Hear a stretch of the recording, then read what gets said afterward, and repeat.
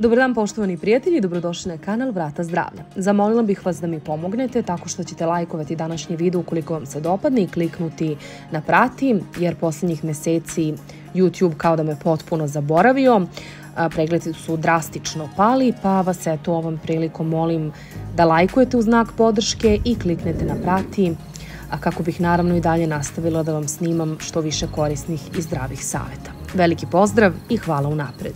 Pacijent koji je bolovao od raka zapanjio je doktore nakon što je pionirski tretman u samo 12 sedmica uklonio 70 potencijalno smrtonosnih tumora.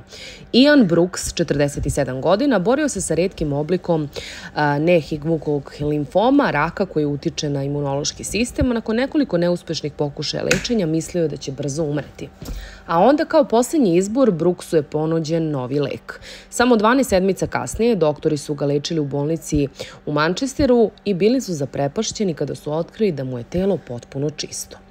Ovaj automehaničar iz Boltona postaje prva osoba izvan SAD-a koja je probala lek Brentimax vedotin. Radi se o vrsti monoklonskih antitela koji traže specifične proteine u spoljašnjoj stranici raka, zatim ih uništavaju iznutra. Ova metoda lečenja pokazala se jako uspešnom, da je sada dostupna širem krugu pacijenta. Ne bih danas bio ovde da nije bilo revolucionarnog rada koji se sprovodi u bolnici. Moj specijalista u bolnici je bio toliko uzbuđen kada je video rezultate nalaze i odmah mi je pokazao. Imao sam oko 70 tumora u svom telu i nestali su samo tako. Ovo je neverovatan osjećaj.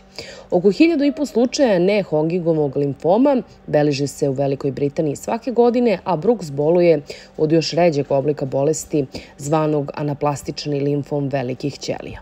On mu je dijagnostifikovan još 2001. i u početku je dobro reagovao na lečenje, ipak bolest mu se vratila 2008. Podvrgnut je i presađivanju matičnih ćelija, ali rak se vratio i proširio po celom njegovom telu. Bilo je pitanje dana kada će umreti. U tom trenutku stanje mu je bilo jako teško, da je dobrovoljno pristao da na njemu testiraju novi lek. U samo 24 sata uzimanja leka pokazao je neverovatne znakove poboljšanja. Lek se može primeniti brzo, ima vrlo malo nuspojava. On je sada u remisiji i sada smo sve više sigurni da će se izlečiti, rekao je dr. Adam Gibb. Ian kaže da je bio doveden do stanja kada je mislio da je izgubio bitku sa bolešću. Kada su mu ponudili da proba novi lek, bio je vrlo nervozan.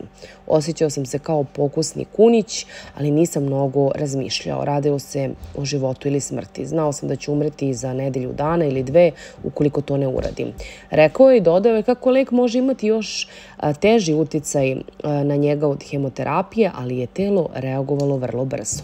Sve mi je nekako pomućeno i nejasno, ali se osjećam kada su mi dali lek koji je neki oblik hemoterapije. Sledeću sedmicu proveo sam u bolnici, a doktori su rekli da sam nekoliko dana izgledao grozno i da se nisam osjećao dobro. Ali kada su radili nalaze, shvatili su da je to zato jer je telo ispitivalo sve mrtve ćelije raka, tako da je to zapravo bila dobra stvar. Na čelu su mi iskočile dve velike kvrge, a onda sam se jednog jutra probudio i primetio da su nestale. Bio sam u čudu. Oporavak je bio fizički iscrpljujuć, ali i neverovatno uspešan. Veoma sam zahvalan svima koji su mi pomogli.